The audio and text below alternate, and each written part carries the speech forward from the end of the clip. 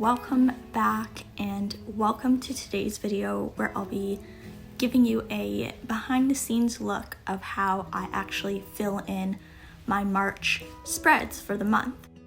If you haven't seen my plan with me yet, I would recommend checking that out if you're interested at all in seeing how I created any of the spreads you're seeing here, because I do go very in depth and explain the actual creation process in that video. At the beginning of the month, I need to know what's coming up throughout the month. Do I have any dentist appointments I need to mentally prepare for? Is the daylight savings occurring and I need to prepare for that with a week extra of going to bed early because I'm really bad at adjusting. So that's kind of what I'm putting in this calendar.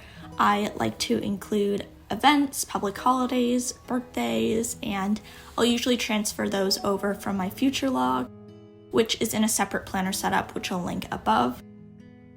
For this spread, I tend to use an open event indicator for any dates or appointments, but I will fill it in for public holidays just so I get a bit of a visual separation between personal events for myself and just general holidays which don't really have an action. And then I also like to indicate birthdays with a heart. This is mostly because I don't have to then write the word birthday after the person's name.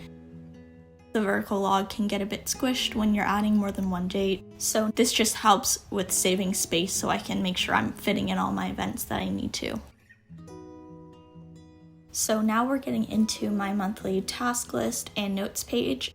This is probably the most customized part of this video since I imagine the calendar writing in dates wasn't that surprising. So first, going into my task list, I use my task list to record any tasks I have throughout the month. I like to separate these by assigning them to either no specific date or a specific week, which I do by indicating the number of the week of the year, if that makes sense. And I'll just write down things I need to do, like this month I really want to paint my room because less people will be in our house, allowing the fumes to not affect as many people. And then I like to use the right side of the task spread to indicate any due dates I have. This is mostly a morale booster. I just find it's really nice to be able to check off all my projects as I finish them, and it's a great way to see my progress throughout the month. So, it makes you feel like you're kind of almost getting there, kind of light at the end of the tunnel kind of feeling. So that is what I do on the right side. And I just kind of use half of the spread for each of those things.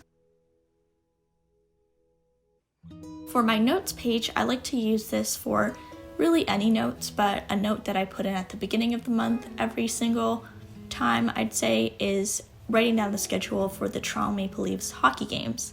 I like to write this as well as my due dates in this spread versus my calendar spread, because something like my due dates, I don't consider that an event necessarily. I consider that more of a task or a project, which is why I keep that separate. And then the hockey games, I find those are just something that there's just so many going on. I'd rather have the schedule separate and then add that to my weekly spread where I have a bit more room to include that, if that makes sense. This is actually new this month. I was originally tracking my plant watering in my habit tracker, but I kind of need to now do it so I know when I've watered each plant specifically, because my plants need different watering amounts every month, and so that is what I'm using this half of the spread for. I just wrote the names of my plants on the left side, and then I'm going to write the date watered. Whenever I water a plant, I'll write the date and then put a dot underneath the column of the name of that plant that I've watered. I do like to name all my plants after Lord of the Rings characters, in case that wasn't clear. And that is pretty much it for the stuff I like to fill in at the beginning or before the month begins. I obviously didn't fill out my habit tracker since that is something I like to do every single day during the month.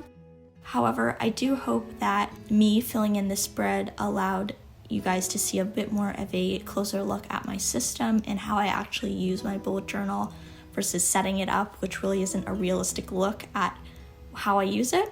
So yeah, I hope you guys enjoyed. Thank you so much for watching, and I'll see you in the next one.